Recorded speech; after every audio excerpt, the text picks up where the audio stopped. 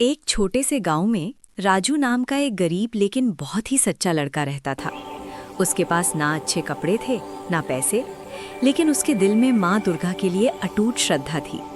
हर सुबह वो मंदिर जाता, झाड़ू लगाता और फोल्डेड हैंड से माँ से प्रार्थना करता, माँ, मेरे पास आपको देने के लिए कुछ नहीं है, बस मेरी सच्ची भक्ति है, मेरी माँ को ठीक कर दो।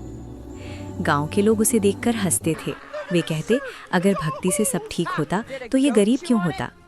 लेकिन राजू ने कभी किसी की बात का जवाब नहीं दिया।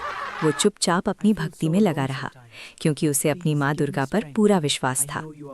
एक रात उसकी माँ की तबीयत बहुत ज़्यादा खराब हो गई। वो दर्द से तड़प रही थी और धीरे धीरे उसकी सांसें कमज़ोर पड़ने लगीं। ये देखकर राजू डर गया। उसकी आंखों से आंसू रुक ही नहीं रहे थे।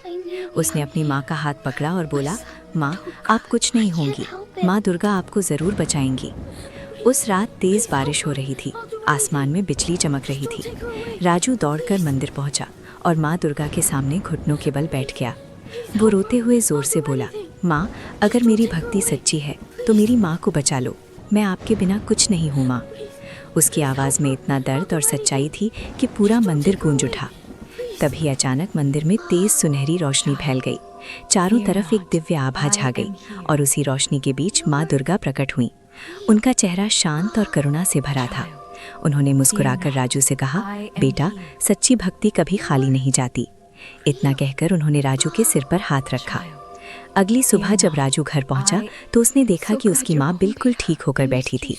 वो मुस्कुरा रही थी जैसे कुछ हुआ ही ना हो। माँ ने कहा, राजू, मुझे ऐसा लगा जैसे किसी देवी ने मुझे छू लिया। ये सुनकर राजू की आंखों में खुशी के आंसू आ गए। वो समझ गया कि माँ दुर्गा ने उसकी पुकार सुन ली। जब ये बात पूरे गांव में फैली तो सभी लोग हैरान रह गए। जो लोग पहले राजू का मजाक उड़ाते थे, वही अब उसके सामने हाथ जोड़कर खड़े थे। उस दिन सबको समझ आ गया कि भगवान के सामने अमीरी गरीबी नहीं, सिर्फ सच्चा दिल और सच्ची भक्ति मायने रखती है। सच्ची श्रद्धा और विश्वास से ही चमत्कार होते हैं।